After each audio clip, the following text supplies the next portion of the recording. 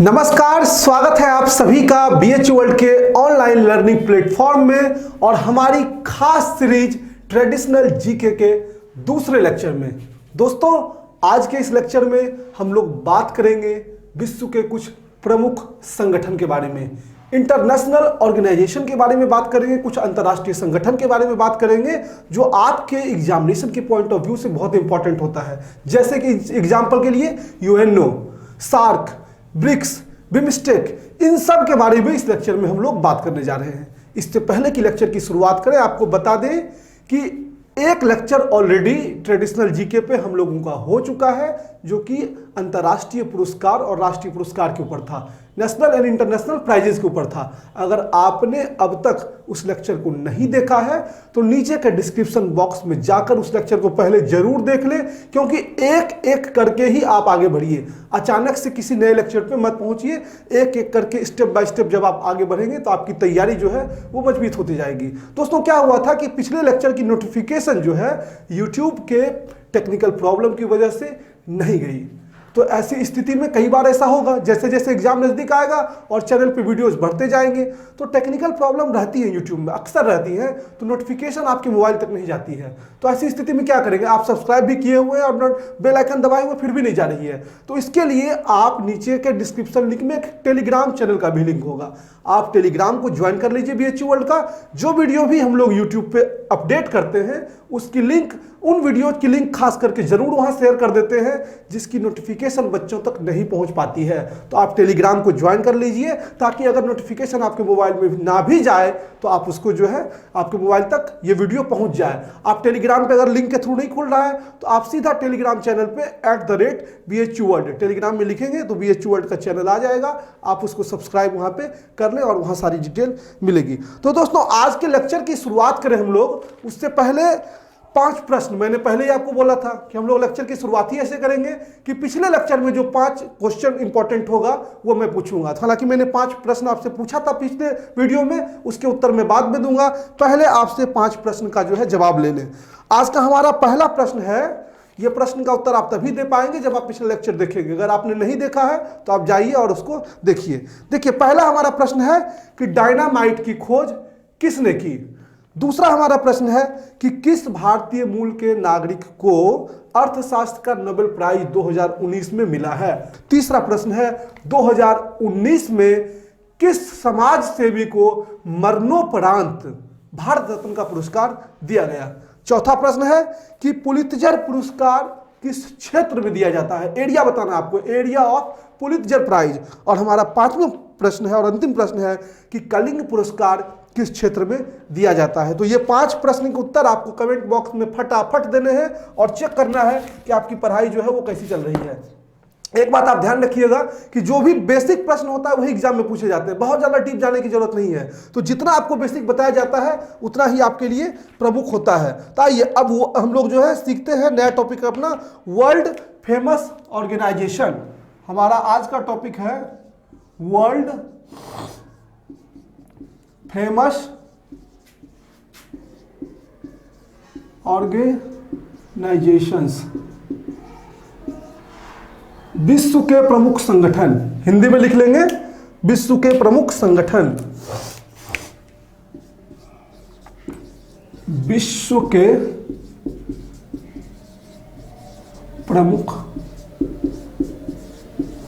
अब देखिए, इस टॉपिक से आपके हर एक एग्जाम में प्रश्न पूछा जाता है। यहां कई ऐसे सवाल जो है पूछ लिया जाएगा कि इस संगठन की स्थापना कब हुई, इस संगठन का मुख्यालय कब है। आप अगर प्रीवियस ईयर पेपर देखें पलटा के, आप चाहे बीए का पेपर देखिए या एलएलबी का पेपर देखिए या सीएचएस क्लास 9th का देख लीजिए या 11th का आर्ट्स एंड कॉमर्स स्ट्रीम का देख लीजिए, या फिर आप कई पीटी कोर्सेज में जैसे कि मास कम्युनिकेशन, आईआईडीएम, एमएसडब्ल्यू, इन सब कोर्सेज का जब आप पेपर देखेंगे तो आपको पता चलेगा कि ये एक मेजर रोल प्ले करता है। कई बार एक प्रश्न तो निश्चित तौर पर यहां से रहता है। तो अब इसके लिए हम लोग क्या करेंगे, अगर पूरे संगठन के बारे में पढ़ने जाएंगे तो बहुत डीप हो जाएगा, तो हम लोग बस उन्हीं पॉइंट को टच करेंगे जहां से क्वेश्चन पूछा जाता है। सामान्य तौर पे आप ये समझिए कि जिस भी संगठन का निर्माण हुआ है, जिस भी परिस्थिति में निर्माण हुआ है, वो एक दूसरे के सहयोग करने के लिए हुआ है। संगठन है तो यहां से 2-3 चीज आपको ध्यान में रखना है कि संगठन का नाम क्या है, उसका फुल फॉर्म क्या है, उसकी स्थापना कब हुई, उसका मुख्यालय कहाँ है, उसमें कितने सदस्य देश हैं। बस इतना ही चीज अगर आप याद रखते हैं। और एक पॉइंट ये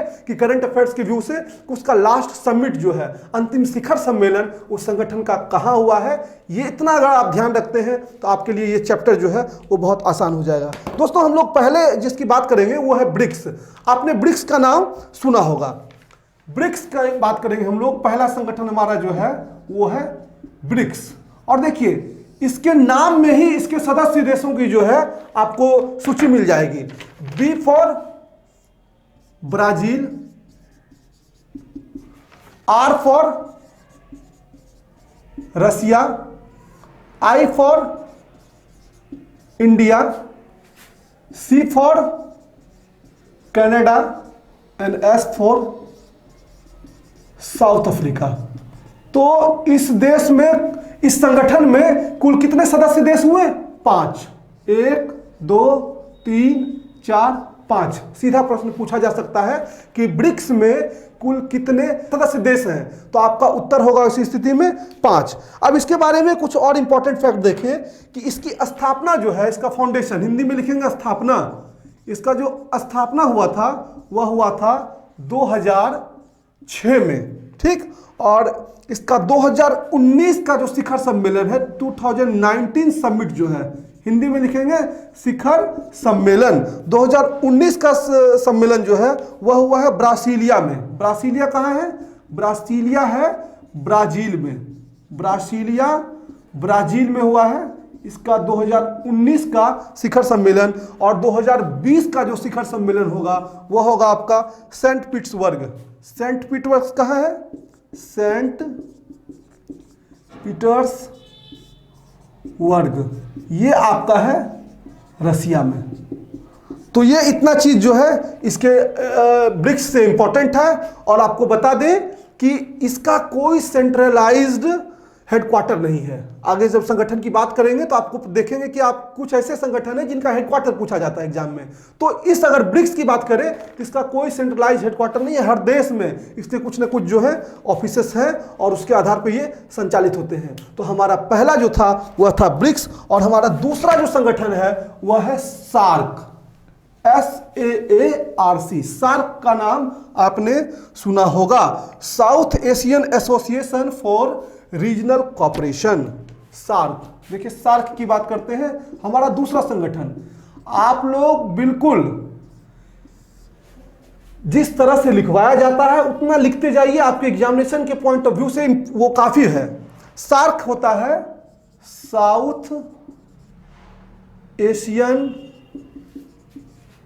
association for regional cooperation, for regional cooperation, और हिंदी में इसको कहते हैं दक्षेस। आपने इसका नाम जो है सुना होगा, दक्षिण एशिया क्षेत्रीय सहयोग संगठन। लिख लीजिए, अगर इसको भी आपको लिखना है तो लिख लीजिए दक्षिण एशियाई या एशिया, जो लिखना लिखिए, क्षेत्रीय सहयोग संगठन। तो ये इसका फुल फॉर्म हुआ। कई बार जो है आपसे सार्क का फुल फॉर्म पूछ लिया जाएगा या दक्षेस का पूरा नाम पूछ लिया जाएगा, तो वह है south Asian association for regional cooperation और दक्षिण एशिया क्षेत्रीय सहयोग संगठन हिंदी में। अगर हम इसकी बात करें तो इसमें कुल जो है 8 सदस्य देश हैं, इसके 8 मेंबर्स हैं। और इसके 8 मेंबर्स देखिए, 8 मेंबर्स का आप नाम लिखिए, इसको यहाँ मिटा रहा हूं मैं। इसके जो मेंबर कंट्री हैं वो है अफगानिस्तान, भूटान, बांग्लादेश,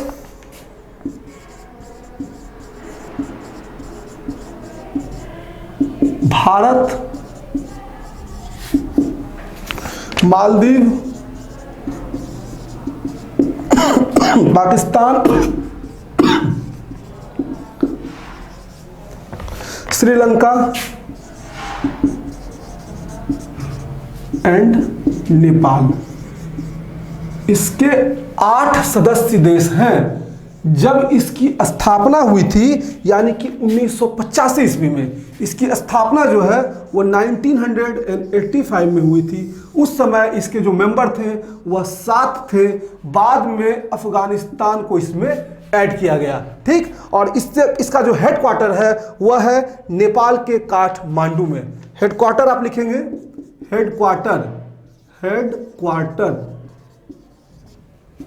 यानी मुख्यालय, हिंदी में कहते हैं इसको मुख्यालय, वह है नेपाल के काठमांडू में। इसका अगला इंपॉर्टेंट पॉइंट है, हाँ, तो 2016 में जो है इसका शिखर सम्मेलन होने वाला था, लेकिन ये संगठन विवादों में आ गया। क्यों? क्योंकि इसमें पाकिस्तान है और भारत ने, ये पाकिस्तान में होने वाला था शिखर सम्मेलन 2016 का, और भारत ने स्पष्ट तौर पे मना कर दिया कि हम इस शिखर सम्मेलन में भाग नहीं लेंगे, क्योंकि भारत इस संगठन का सबसे प्रमुख देश में से एक है। अब आप देख सकते हैं, अगर देशों की बात करेंगे तो इसमें आप अंदाजा लगा सकते हैं कि भारत का रुतबा इन देशों के बीच क्या होगा। तो पाकिस्तान जाने से मना कर दिया, तो शिखर सम्मेलन कैंसिल हो गया, यानी 2016 का समिट इसका नहीं हुआ है जो अंतिम होने वाला था, और इसका 2020 वाला अब तक निर्धारित नहीं हुआ है। तो अगर आपसे प्रश्न पूछ लिया जाए कि 2016 का दक्षेस का शिखर सम्मेलन कहाँ हुआ था, आपको ऑप्शन दे देंगे तो उसमें एक ऑप्शन आपको जरूर मिलेगा, इनमें से कोई नहीं। तो ऐसे प्रश्न में इनमें से कोई नहीं आप टिक करके निकलेंगे। तो ये आपका था दक्षेस। इतना ही चीज दक्षेस से जानना है, सार्क से। इसके बाद आइए हम अपने महत्वपूर्ण तीसरे संगठन के बारे में बात करेंगे। दोस्तों, हमारा जो तीसरा महत्वपूर्ण संगठन है वह है आसियान, ASSEAN, ASSEAN। आसियान का पूरा नाम होता है association of south east Asian nation, association of south east Asian Nations, दक्षिण पूर्वी एशियाई राष्ट्रों का संगठन, दक्षिण पूर्वी एशियाई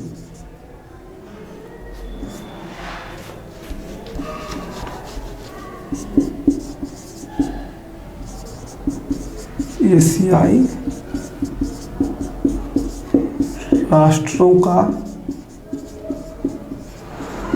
इसके जो कुल सदस्य देश हैं उसकी संख्या है 10। प्रश्न पूछा जाता है बार बार कि इसमें कितने सदस्य देश हैं, तो इसके जो मेंबर्स हैं वह है 10, और इसकी स्थापना हुई थी 1967 ईस्वी में। 1967 ईस्वी में इसकी स्थापना हुई। इसका हेडक्वार्टर आपका है जकार्ता में, हेडक्वार्टर जकार्ता में। आपको बताना है कि जकार्ता कहां है, कमेंट बॉक्स में बताइए कि जकार्ता जो है वह कहां है। और इसका 2019 का जो समिट हुआ था, 2019 का समिट वह हुआ था थाईलैंड में, और 2020 का जो समिट होने वाला है वह होगा वियतनाम में प्रस्तावित है।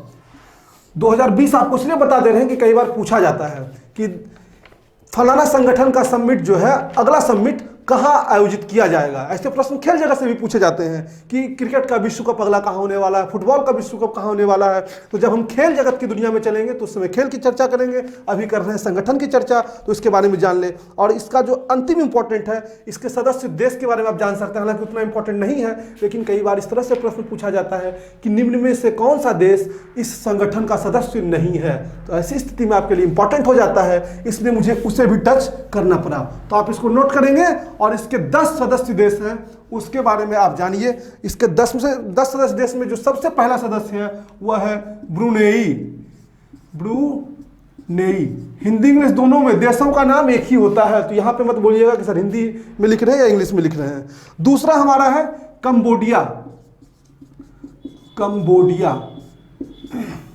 तीसरा जो हमारा देश है वह है इंडोनेशिया। चौथा हमारा देश है वह है लाओस। पांचवा है म्यांमार। छठा है फिलीपींस, सातवां है सिंगापुर, आठवां अभी मैंने बताया था आपको थाईलैंड में सबमिट हुआ था, और नौवां जो प्रस्तावित सबमिट होने वाला है वियतनाम। ठीक, तो ये इसके 10 सदस्य देश हैं। तो आपका तीसरा इंपॉर्टेंट जो था वह समाप्त हो गया संगठन। और आज ही एक वीडियो गई है जिसमें यह बोला गया है कि बीएससी के बच्चों को प्रीवियस ईयर के पेपर और 5 क्वेश्चन जो है वो डेली सॉल्व करवाए जाएंगे हमारे चैनल पे। तो कई हमने देखे उस पर कई आर्ट्स वाले बच्चे जो है वो कमेंट करने लग गए कि सर आर्ट्स वालों के लिए क्या है। तो आपको बता दें कि आप लोग बिल्कुल परेशान मत होइए, ये सीरीज जो हम चला रहे हैं ये आपके लिए बहुत इंपॉर्टेंट है। पहले तो मैं ये आपका तैयार करवा दूं, फिर अगर प्रीवियस ईयर लगेगी कि इसके बाद प्रीवियस ईयर क्वेश्चन भी आपको करवाना है तो निश्चिंत रहिए, आपको प्रीवियस ईयर पेपर भी बीएचयू वर्ल्ड पे करवाया जाएगा। आपको एग्जामिनेशन तक हम लोग बिल्कुल ठोक बजा के आपको पूरा तैयार कर देंगे।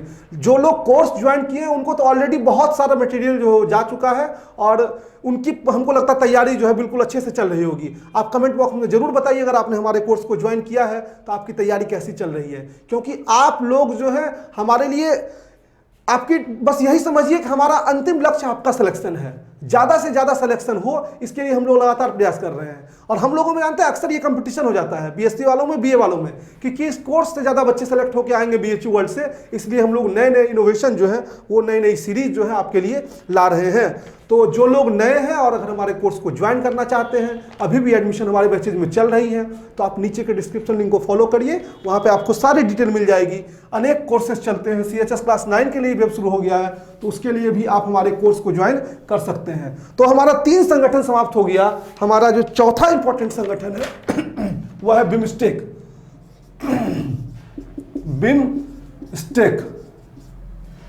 बिमस्टेक का नाम आप में से कई लोगों ने नहीं सुना होगा क्योंकि ये उतना चर्चा में नहीं रहता है, फिर भी प्रश्न इससे पूछे जाते हैं। तो बिमस्टेक का फुल फॉर्म होता है Bay of Bengal, Bay of Bengal initiative for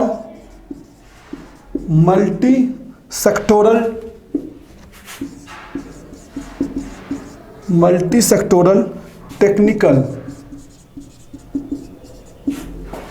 and economic cooperation, ये इसका फुल फॉर्म होता है। आपसे अगर पूछा गया कि बिमस्टेक का फुल फॉर्म क्या है तो होता है Bay of Bengal initiative for multi sectoral technical and economic cooperation. और इसके 7 सदस्य हैं जिसमें भारत भी अपना एक सदस्य देश है। 7 जो हैं इसके सदस्य हैं जिसमें हमारा सबसे पहला आता है इंडिया, दूसरा आता है श्रीलंका, तीसरा आता है बांग्लादेश, चौथा आता है म्यांमार, पांचवा आता है थाईलैंड, छठा आता है नेपाल और सातवां है भूटान। इसमें 7 सदस्य देश हैं। इसकी स्थापना जो है वह हुई थी 1997 ईस्वी में, 1997 में। और इसका जो हेडक्वार्टर है, सचिवालय जो इसका है हेडक्वार्टर वह है ढाका। ढाका कहाँ है ये आपको कमेंट बॉक्स में बताना है। तो आपका 4 जो है प्रमुख संगठन वो समाप्त हो गया और अब हम बढ़ेंगे 5वें संगठन की ओर। मैं बीच बीच में थोड़ा सा साइड हो जाता हूं कि कुछ लोगों को लिखने की आदत नहीं होती है, वो लोग स्क्रीनशॉट से पढ़ना चाहते हैं, तो आप स्क्रीनशॉट ले लीजिए, क्योंकि आप फिर कमेंट बॉक्स में बोलिएगा सर थोड़ा हट जाया करिए, स्क्रीनशॉट लेना है। लेकिन अगर मेरी बात मानेंगे तो मैं आपको यही कहूँगा कि आप स्क्रीनशॉट से मत पढ़िए बल्कि लिख के पढ़िए। हम देखिए खुद आपको पढ़ाने के लिए इतना लिख के लाते हैं, खुद से लिखते हैं इन चीज़ों को। कोई आपका देख लीजिए, ये कोई भी चीज़ जो है ये मैं बुक से नहीं सीधा लेता हूँ, क्योंकि जब मैं लिखता हूँ तो मुझे पढ़ाने में ज़्यादा मज़ा आता है। तो जब आप लिखेंगे तो आपको पढ़ने में ज़्यादा मज़ा आएगा। इसलिए हम लोग इस चीज़ पे जोर देते हैं कि आप लोग जो है चीज़ों को ज़्यादा लिखिए, जितना लिखेंगे उतना याद होगा। और जब मैं भी लिखता हूँ तो मुझे कई नई चीज़ें जो है वो मिलती रहती है। तो बिमस्टेक का देखिए, अच्छा एक चीज़ बिमस्टेक में छूट गया कि 4 वर्षों पे जो है इसका सबमिट होता है। 2018 का सबमिट जो है बिमस्टेक 2018 का समिट जो है वह हुआ है नेपाल में, नेपाल के काठमांडू में। और 2022 का, 4 साल पर मैंने बताया, तो 2022 का जो समिट होने वाला है वह होगा श्रीलंका, श्रीलंका के कोलंबो में। क्रिकेट मैच कोलंबो में होते रहता है, तो सब लोग कोलंबो का नाम जानते होंगे। चलिए, हमारा अगला इंपॉर्टेंट संगठन जो आ रहा है वह है यूएनओ। यूएनओ से कई बार प्रश्न जो है वह पूछे जाते हैं।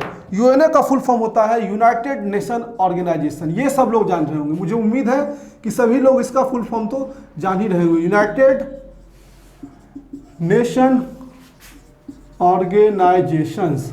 अब इसके कई अंग हैं, लेकिन आप ध्यान देंगे क्वेश्चन में, तो इसके अंग से क्वेश्चन नहीं पूछा जाता है, यूएनओ के पार्ट से क्वेश्चन नहीं पूछा जाता है। बहुत बेसिक क्वेश्चन पूछा जाता है, और जो सबसे बेसिक है, जो बार बार आता है कि यूएनओ की स्थापना कब हुई, तो यूएनओ की स्थापना हुई 1945 ईस्वी में। संयुक्त राष्ट्र संघ दिवस भी मनाया जाता है, यूनाइटेड नेशन ऑर्गेनाइजेशन डे मनाया जाता है। यूएनओ को कहते हैं हिंदी में संयुक्त राष्ट्र संघ, ठीक, संयुक्त राष्ट्र संघ दिवस। अब देखिए, संयुक्त राष्ट्र संघ दिवस ये मनाया जाता है आपको 24 अक्टूबर को हर एक साल। 24 अक्टूबर को हर एक साल संयुक्त राष्ट्र संघ दिवस मनाया जाता है।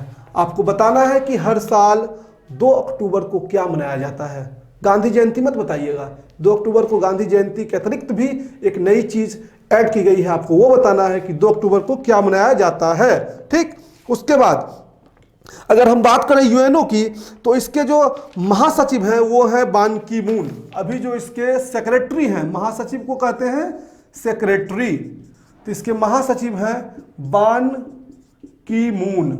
ये आप लिख लेंगे इसको भी। और इसका जो सदस्य देश है, ये सबसे इंपॉर्टेंट है, इसके सदस्य देश जो है 193, जिसमें मैं इंटरेस्ट दे रहा था 2015 में।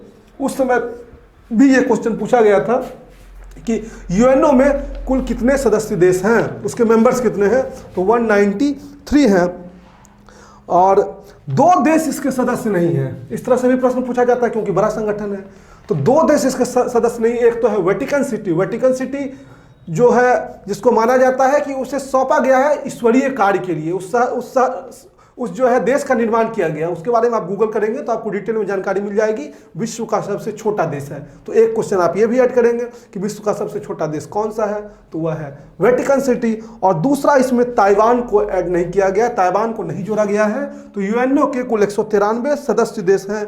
और एक प्रश्न यहाँ से ये आता है, अंतर्राष्ट्रीय न्यायालय जो संबंधित यूएनओ से है, उसका मुख्यालय कहाँ है? अंतर्राष्ट्रीय न्यायालय हाल ही में बहुत चर्चा में रहा कुलभूषण यादव के मामले को लेकर भारत में। तो आप लोगों में से कई लोगों को पता होगा कि अंतर्राष्ट्रीय न्यायालय का मुख्यालय जो है वह कहाँ है, क्योंकि बार बार पेपर में आता था। अगर आप जान रहे हैं तो कमेंट बॉक्स में जरूर बताइए। लेकिन मैं आपको बता दूं कि इसका अंतर्राष्ट्रीय न्यायालय का जो मुख्यालय है,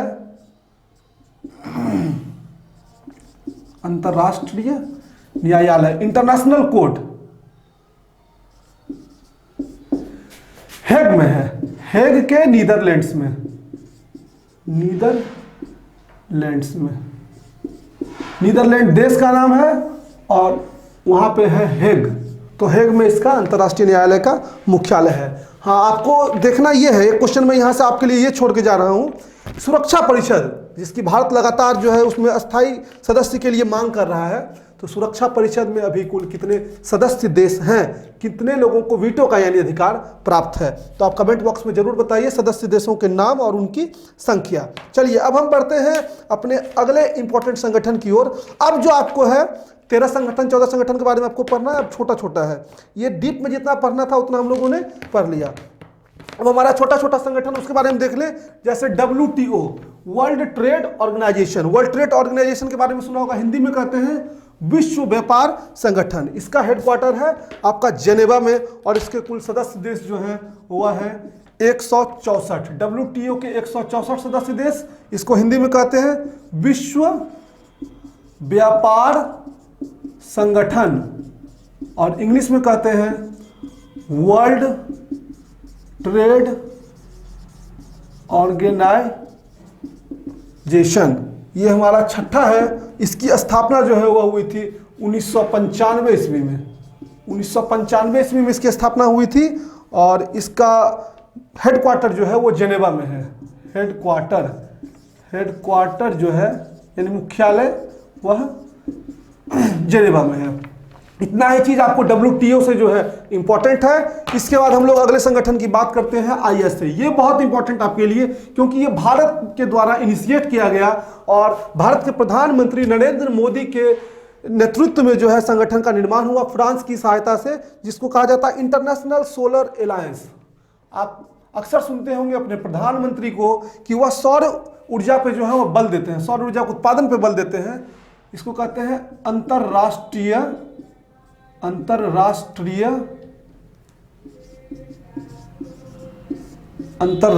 सौर गठबंधन।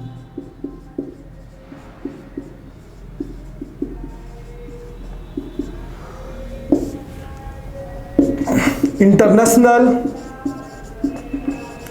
Solar alliance.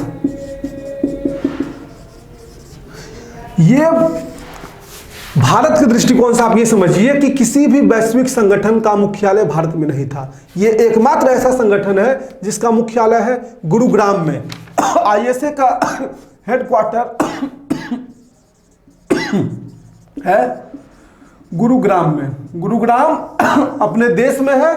आपको कमेंट बॉक्स में बताना है कि गुरुग्राम कहाँ पे है, किस राज्य में है। और अगर कोई गुरुग्राम से हमारा ये वीडियो देख रहा है तो वो जरूर बताएं कि आप गुरुग्राम के रहने वाले हैं। इसके सदस्य देश हैं 121 जो है इसके सदस्य देश हैं। और इसमें हुआ क्या है कि ट्रॉपिक ऑफ कैंसर और ट्रॉपिक ऑफ कैप्रिकॉर्न के बीच लगभग 100 देश जो आते हैं, उन लोगों ने, उससे सदस्य 121 हैं लेकिन लगभग वहाँ से 100 देश आते हैं। वो उन 100 देशों में यह प्रोजेक्ट चलाया जाएगा कि किस तरह से हम लोग सौर ऊर्जा के माध्यम से जो है एनर्जी को निकालें, एनर्जी का प्रोडक्शन करें, ताकि कार्बन कंजप्शन जो है वह कम हो जाए। क्योंकि सौर ऊर्जा तो जो सोलर एनर्जी है वह रिन्यूएबल फॉर्म ऑफ एनर्जी है। आपने पढ़ा होगा ज्योग्राफी में रिन्यूएबल क्या होता है, नॉन रिन्यूएबल क्या होता है। अगर नहीं पढ़ा है तो बुक जरूर पलटिए NCERT की, उसमें आपको मिलेगा। तो ट्रॉपिक ऑफ कैंसर और ट्रॉपिक ऑफ कैप्रिकॉर्न के बीच जितने देश हैं उन लोगों ने यह सहमति बनाई कि वो सोलर एनर्जी को जो है बढ़ाएंगे और भारत की इसमें महत्वपूर्ण भूमिका है इसको इनिशिएट करवाने में। और फ्रांस सरकार जो है इसमें बहुत सहायता कर रही है। तो आप जरूर इसके बारे में जानिए डिटेल में, लेकिन आपके एग्जामिनेशन के पॉइंट ऑफ व्यू से ये इंपॉर्टेंट है। यहाँ 1-2 प्रश्न ये निकलता है, आपको कमेंट बॉक्स में बताना है कि ट्रॉपिक ऑफ कैंसर और ट्रॉपिक ऑफ कैप्रिकॉर्न, मकर रेखा, कर्क रेखा, ये दोनों का जो है लैटिट्यूड क्या है, कितने डिग्री अक्षांश पे, हिंदी में कहते हैं लैटिट्यूड को अक्षांश और लॉन्गिट्यूड को देशांतर। तो इतना तो जानते होंगे कि ट्रॉपिक ऑफ कैंसर और ट्रॉपिक ऑफ कैप्रिकॉर्न जो है वो आपका लैटिट्यूड आता है। तो कितने डिग्री लैटिट्यूड पे जो है ये लोग है अवस्थित, ट्रॉपिक ऑफ कैंसर और ट्रॉपिक ऑफ कैप्रिकॉर्न, आपको ये बताना है। चलिए हम बढ़ते हैं अपने 8वें संगठन की ओर। हमारा 8वां इंपॉर्टेंट संगठन है WHO। आप में से अधिकांश लोगों ने इसका नाम सुना होगा, world health organisation. World health organisation, विश्व स्वास्थ्य संगठन, इसको लिख लेंगे हिंदी में विश्व स्वास्थ्य संगठन। इसकी स्थापना जो है वह हुई है 1948 में, 1948 में इसकी स्थापना हुई और इसका हेडक्वार्टर है आपका जेनेवा। जेनेवा में, जेनेवा कहाँ है? स्विट्जरलैंड, स्विट्जरलैंड में है जेनेवा। उसके बाद हमारा 9वां संगठन, इतना ही चीज आपको इंपॉर्टेंट है, इससे ज्यादा नहीं पूछा जाता है। मैक्सिमम यही पूछा जाता है कि WHO की स्थापना कब हुई और इसका मुख्यालय क्या है, या थोड़ा और बेसिक क्वेश्चन अगर लूज क्वेश्चन पूछना होगा 9th वगैरह में पूछ सकते हैं तो WHO का फुल फॉर्म क्या है। उसके बाद OPEC, OPEC, OPEC का मतलब होता है organisation for petroleum exporting countries, organisation for petroleum exporting countries.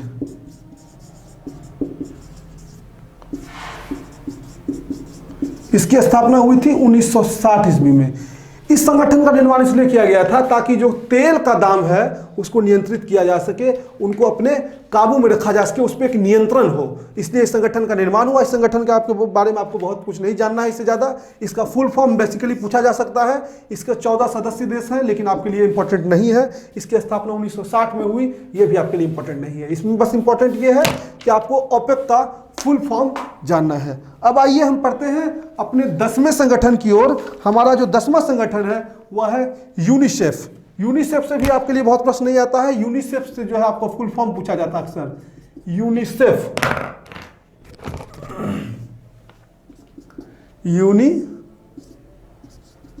UNICEF का फुल फॉर्म होता है यूनाइटेड नेशन चिल्ड्रंस फंड।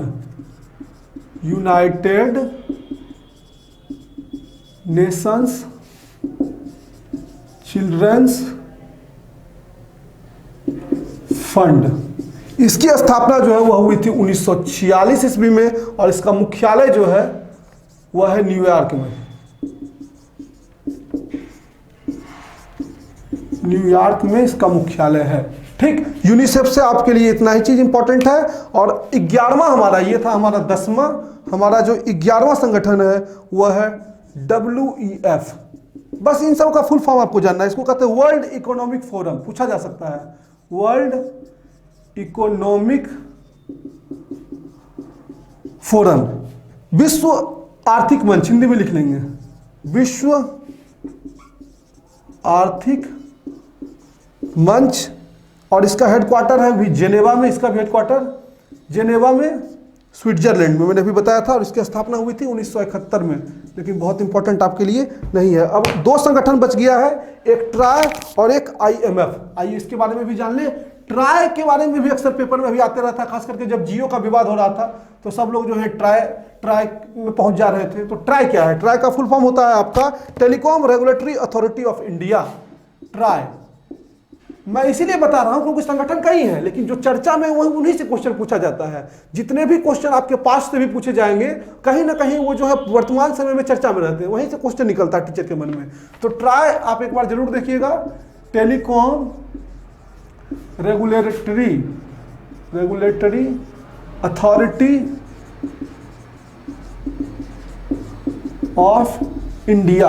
अगर हम हिंदी की बात करें तो हिंदी में इसको कहते हैं भारतीय, लिख लेंगे, भारतीय दूरसंचार विनियामक प्राधिकरण।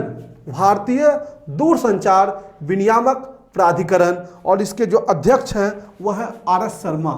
प्रेसिडेंट जो ट्राई के भी हैं वह है RS शर्मा।